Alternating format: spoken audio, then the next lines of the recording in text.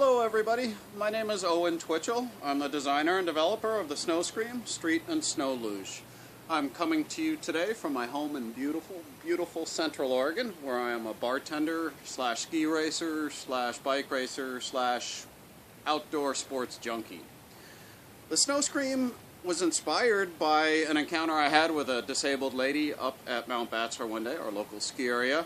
She was being taken around in a sled by a couple of gentlemen, and you could tell she really had no input as to where she was going. We were just kind of being taken around the mountain, and eventually I kind of came up next to her in the ski line at the chairlift and was just amazed at how happy she was. She just beaming smile, so excited to be outside in the fresh air up on the mountain.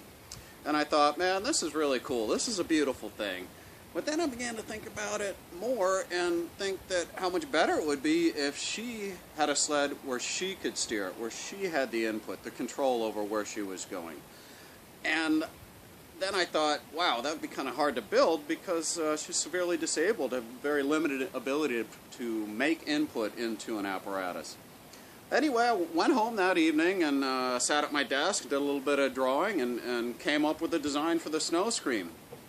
Decided to go ahead and prototype it, and the very first run I had at Mount Bachelor on the Snowscream, I could tell right away that I had something unique and remarkable. The Snowscream is incredibly agile, high performance, turns on a dime. You can run gates with it, speed check, just go zooming all around the mountain. And what makes it so addictive, I think, and so appealing to so many people that have ridden it is the fact that all you have to do is lean the seat side to side. And it's a sensation you get is very much like skiing and snowboarding. The feedback I've gotten from people who have tried it is that at first they're a little apprehensive to lean over too far, but once they get it, they find that you lean over, you feel like maybe you're going to fall out of the sled. The sled turns so sharply it comes back underneath you, stands you back up, and kind of sets you up to make a turn in the opposite direction. So the Snowscream is basically comparable to skis and snowboards in its performance, yet it's super easy to use for anybody, even someone possibly who's disabled. And so after a while I began to realize, yeah, this is something worth advancing. This thing is remarkable. There's nothing else like it on the market right now. Nothing that even compares. When you go into box retailers and check out the sleds that are available, they're mostly just bright colored pieces of plastic with some kind of appendage coming off the top or bottom that allegedly gives you great control. But in reality, they're just insanely fast pieces of plastic that are virtually uncontrollable. And what amazes me also is that some of them are still designed to be ridden head first. The Snowscream is virtually impossible to ride head first. The initial design was for snow. I just thought of making a snow sled, and that first year after the snow melted in the spring, I began to find that these prototypes I had sitting around in my garage were really starting to get in the way. They were pretty much useless, and I thought, well, what if I put wheels on the sled? Would that work possibly? So I did. I just went ahead, I drilled the runners, attached wheels and brakes, and took it to a state park very near my house here.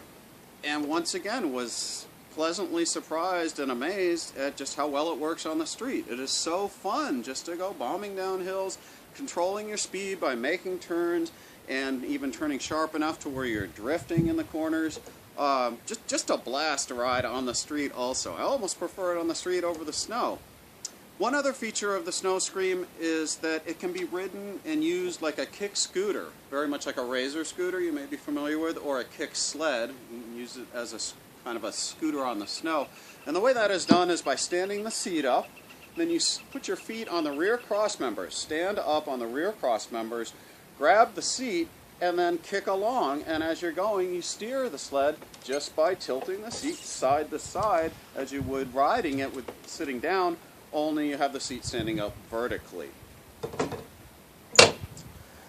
So the Snowscream has a broad range of use. It gives it utility. It can be used all year long. And this year is a great example of why that would be so valuable. On the East Coast, as you probably know, and in the Midwest, just had huge amounts of snow. Snow on the ground all winter long. I don't have a problem with that. I think that's a great thing. But if you're a kid or somebody who has street toys like a Razor scooter, a flexible or a radio flyer, Fisher-Price makes street toys. There's dozens of manufacturers making street toys right now. None of those are usable all year long on the East Coast this year. Conversely, on the West Coast, we have had nothing but sunshine, warm weather, very little snow.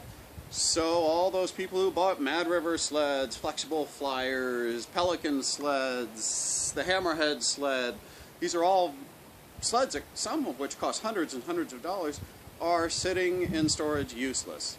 The Snowscream remedies that problem because it can be used all year long. It is not weather dependent. And it outperforms all these existing products that are designed specifically for certain conditions. Another unanticipated benefit of the Snowscream being non-weather dependent, usable all year long, is that it makes it more friendly to the retailer. I had a conversation with a department manager at our local Walmart, and she told me that sleds can be problematic in that they are weather dependent. So it's hard to judge how much inventory to order because you're basing it on weather forecasts.